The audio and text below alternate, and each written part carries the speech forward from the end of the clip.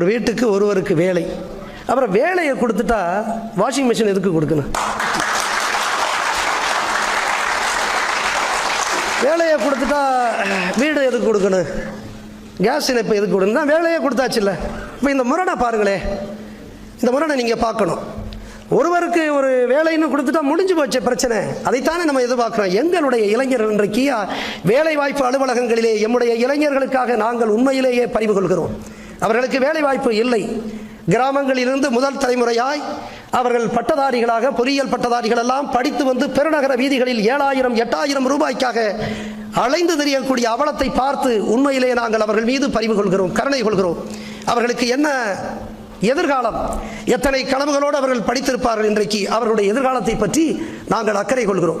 எனவே இன்றைக்கு தன்னுடைய அந்த தேர்தல் அறிக்கையிலே ஒவ்வொரு வீட்டிலும் ஒருவருக்கு வேலை கொடுக்கிறோம் என்று சொன்னால் அதற்கு பிறகு இலவசங்கள் எதற்கு?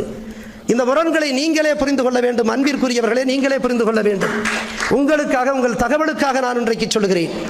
உங்கள் தகவலுக்காக ஒன்றை சொல்கிறேன். இன்றைக்கு கூட இந்து தமிழ் நாளிதழிலே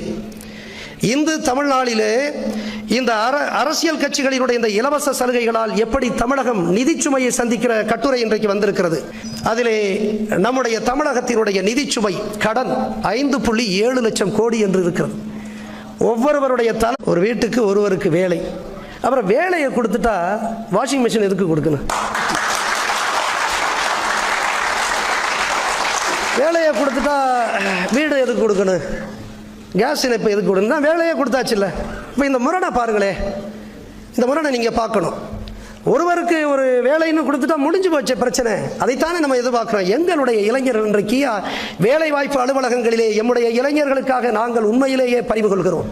அவர்களுக்கு வேலை வாய்ப்பு இல்லை. கிராமங்களிலிருந்து முதல் தலைமுறையாய் அவர்கள் பட்டதாரிகளாக பொறியியல் பட்டதாரிகள் எல்லாம் படித்து வந்து பெருநகர வீதிகளில் 7,000 8,000 ரூபாய்க்காக அலைந்து தெரியக்கூடிய அவலத்தை பார்த்து உண்மையிலே நாங்கள் அவர்கள் மீது பறிவு கொள்கிறோம், கருணை கொள்கிறோம்.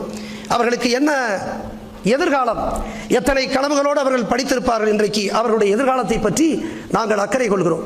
எனவே இன்றைக்கு தன்னுடைய அந்த தேர்தல் அறிக்கையிலே ஒவ்வொரு வீட்டிலும் ஒருவருக்கு வேலை கொடுக்கிறோம் என்று சொன்னால் அதற்கு பிறகு இலவசங்கள் எதற்கு?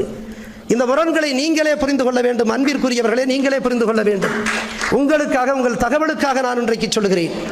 உங்கள் தகவலுக்காக ஒன்றை சொல்கிறேன். இன்றைக்கு கூட இந்து தமிழ் நாளிதழிலே இந்த அரசியல் கட்சிகளினுடைய இந்த இலவச சலுகைகளால் எப்படி தமிழகம் நிதிச்சுமையை சந்திக்கிற கட்டுரை இன்றைக்கு வந்திருக்கிறது. அதிலே நம்முடைய தமிழகத்தினுடைய நிதிச்சுமை கடன் 5.7 லட்சம் கோடி என்று இருக்கிறது. ஒவ்வொருவருடைய